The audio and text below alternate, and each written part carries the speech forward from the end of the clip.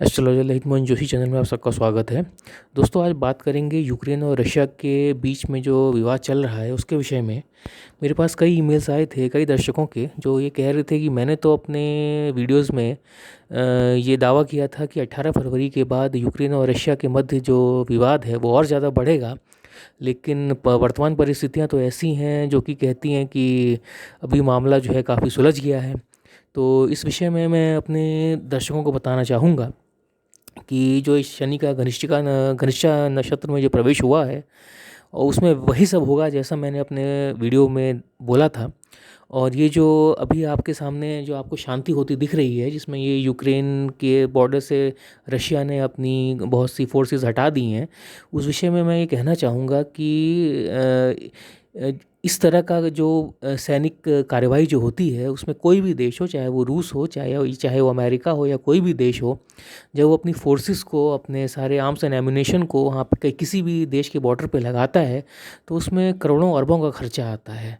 उसमें कई दिनों की मेहनत लगती है, कई पूरी एक तरीके से फ़ौज हो, या ये जो सरकार के जो ऑफिसर्स हों, उन सब की दिन रात की मेहनत लगती है, करोड़ों अरबों का ये पैसा खर्चा होता है।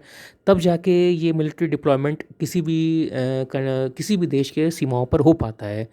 अभी अचानक से ये व्लादिमीर पुतिन जो कि रूस के प्राइम मिनिस्टर हैं, उनको अचानक कोई रातों रात सपना तो नहीं आया है जिसकी वजह से उन्होंने उसको अपनी फोर्सेस को इतना करोड़ों अरबों रुपया लगवाने के बाद वापस बुलाने का सोचा होगा। ये सिर्फ एक धोखा देने का तरीका है। और जो मैंने भविष्यवाणी करी थी कि 18 फरवरी के बाद से यूक्रेन और रशिया के बीच विवाद जो है वो बढ़ेगा, वो अभी आप आने वाले दिनों में आप स्वयं देख लेना। क्योंकि व्यक्तिगत रूप से एक एक दर्शक को उसके प्रश्नों का जवाब दे पाना तो मेरे लिए संभव नहीं हो रहा था, इसीलिए मैंने ये वीडियो बना दिया है। और मैं इस परिस्थितियों को देखकर अपनी भविष्यवाणियाँ बदलता भी नहीं हूँ। मैंने जो भविष्यवाणी अपने पुराने वीडियोज़ में करी है उसमें स्पष्ट कहा है कि 18 फरवरी के बाद से जो यूक्रेन और रशिया के मध्य जो विवाद है उसमें और बढ़ोतरी होगी। किंतु इस बढ़ोतरी का मतलब ये नहीं है कि ये तीसरे विश्व युद्ध की शुरुआत होगी। लेकिन उन दोनों देशों के बीच का जो विवाद है वो 18 फरवरी के बाद से हर हाल में बढ़ेगा। और अभी जो आप कई दर्शक जो पूछ रहे थे कि जो रूस ने अपनी सेना वापस बुला ली है, क्या इसकी वजह से क्या अब शांति हम सोच सकते हैं कि अब शांति हो गई, क्या सारा विवाद सुलझ गया? ऐसा बिल्कुल नहीं है दोस्तों। ये अरबों रुपए खर्चा करने के बाद और दिन रात मेहनत करने के बाद ये रातों रात रूस अपनी सेना वापस नहीं बुला सकता है। ये अचानक कोई अगर उसको यही करना होता तो वो इतना समय और इतना पैसा, कोई भी देश इतना बेवकूफ़ नहीं है कि वो इतना समय और पैसा लगाने के बाद वो अपनी सेना को वापस बुला ले।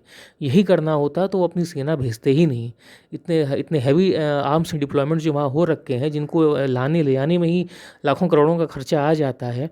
पूरी सेना को आप 1 लाख 1.5 लाख की सेना वहाँ पे खड़ी है, उसको उनके आने जाने, खाने रहने का खर्चा वहाँ पे, ये इसका अगर टोटल एक्सपेंडिचर अगर होगा तो वो अरबों खरबों में बैठेगा।